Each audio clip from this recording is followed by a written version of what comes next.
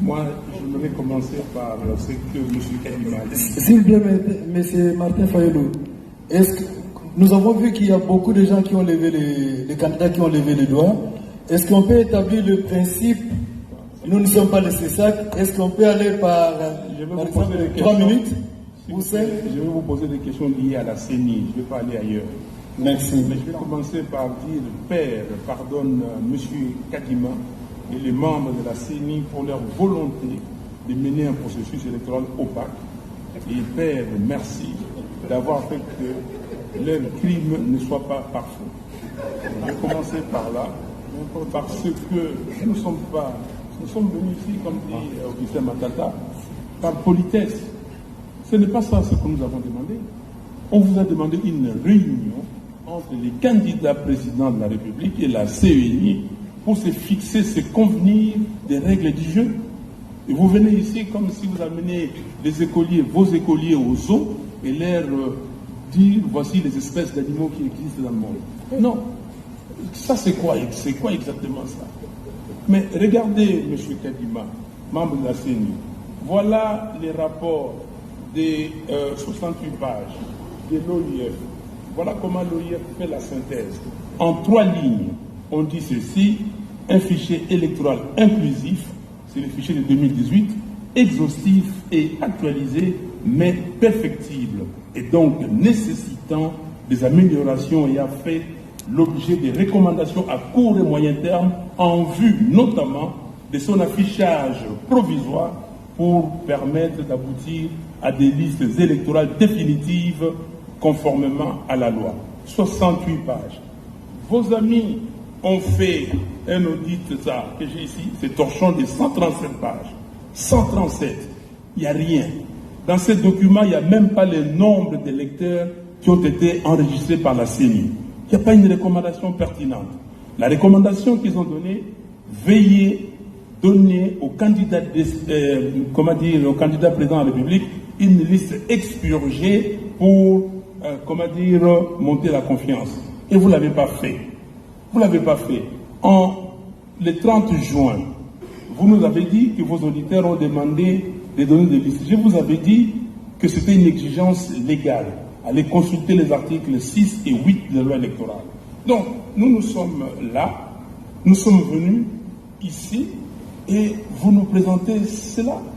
Vous dites ici que vous avez dépensé déjà 800 ou reçu 800 millions de dollars, et au total, vous allez en recevoir 1,1 milliard pour ces pays où les gens souffrent. Il y a 27 millions de Congolais qui cherchent à manger.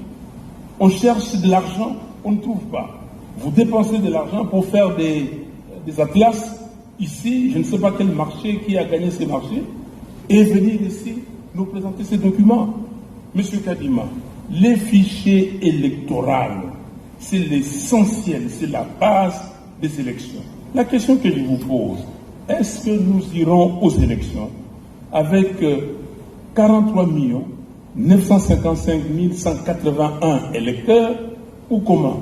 Pourquoi je pose cette question?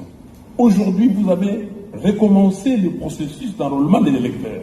Il y a des gens qui vont pour se faire délivrer des duplicata, ils arrivent là-bas, ils ne trouvent pas leur nom. J'ai fait l'expérience même ici chez vous. J'ai envoyé 10 cartes d'électeurs, parce qu'on peut le faire ici. J'ai reçu 4 où on a trouvé les noms. Et les autres, on n'a pas retrouvé les noms.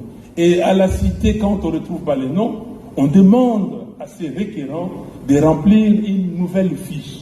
Donc, ça devient un nouvel électeur. Nous allons avec combien d'électeurs? Et qui est fou dans ce pays, dans ce monde, pour accepter d'aller dans un processus où on ne connaît pas le nombre d'électeurs? Moi, je vous ai dit, et je le répète, on vous a utilisé parce que vous êtes spécialiste d'observation électorale, vous connaissez toutes les fraudes qui existent en Afrique, et vous venez ici pour proposer ces fraudes-là. Parce que l'imprimante thermique a été utilisée à dessein, et vous saviez que les données, les écritures allaient disparaître. Pourquoi maintenant vous achetez des imprimantes normales?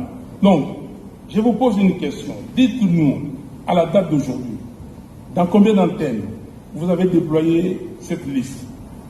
Combien d'antennes ont déjà reçu des listes et combien d'antennes ont fiché ces listes? Et dites-nous pourquoi vous avez violé intentionnellement, délibérément, les articles 6 et 8 de la loi électorale. Franck Diongo vous a cité ces articles et je ne reviens pas. Pourquoi vous les avez violés? Ici, c'est une violation flagrante. Et dites-nous, je vous donne un exemple. J'ai beaucoup d'exemples ici, il n'y a pas de temps. À Kabea-Kamwanga, il y a un centre qui avait enrôlé 959 électeurs. Mais la liste qu'on amène là-bas reprend seulement 26 électeurs. Ok? Comment vous justifiez ça? Je peux vous donner d'autres cas. Et vous venez de le dire que nous avons organisé l'enrôlement pour ne pas exclure les électeurs. Si l'épopée des cartes nous montre que c'était fait intentionnellement, et maintenant dites-nous, dans combien de temps vos requérants ou les requérants, ceux qui veulent des duplicata, vont avoir leurs duplicata? 1. 2. Quand est-ce que maintenant vous allez publier la liste définitive? Votre présentateur tout à l'heure a dit ce qui nous intéresse, c'est 15 jours avant, on publie. Non, ce qui nous intéresse, c'est le respect scrupuleux de la loi. Déjà, vous avez violé la loi portant identification et enrôlement des électeurs dans son article 39. Parce que l'article 39 disait que vous devriez publier des listes provisoires après enrôlement d'électeurs. Vous ne l'avez pas fait. Donc, nous sommes ici, on est traînés comme ça, comme des moutons de panurge, et nous devons aller n'importe où. Donc, ce que nous voulons, M. Kadima, vous ne pouvez pas vous tirer en bon compte comme ça avec l'argent de l'État. Vous ne pouvez pas. 1,1 milliard, c'est énorme. Nous voulons, ici, ces listes-là doivent être auditées.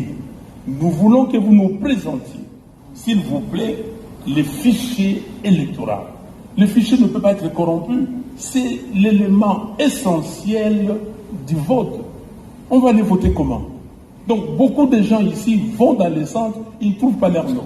Et quand est-ce que maintenant, dans moins de 40 jours, nous allons avoir ces listes? Donc, j'ai dit, s'il vous plaît,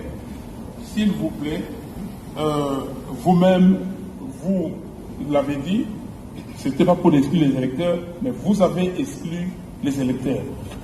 Ici à Kinshasa, vous avez des écoles, même adresse, mais les noms différents. Vous avez des fois adresses, écoles différentes. Donc, qu'est-ce qui se passe réellement? Donc, vous venez ici, vous appelez les corps diplomatiques, on va dire, voilà, tout ça, on va signer les codes de conduite. Qui est fou ici pour signer un code de conduite? Vous, quel code de conduite vous signez? Nous allons nous mettre avec vous, Monsieur Kadima. Monsieur Fabio, oui. Vous exagérez un peu. Je n'exagère pas, s'il vous plaît. Écoutez-moi. Je n'exagère pas. Vous êtes en train de donner des déclarations générales sans pouvoir être spécifiques. Nous ne pouvons pas. Vous parlez en général comme si vous faisiez un discours politique.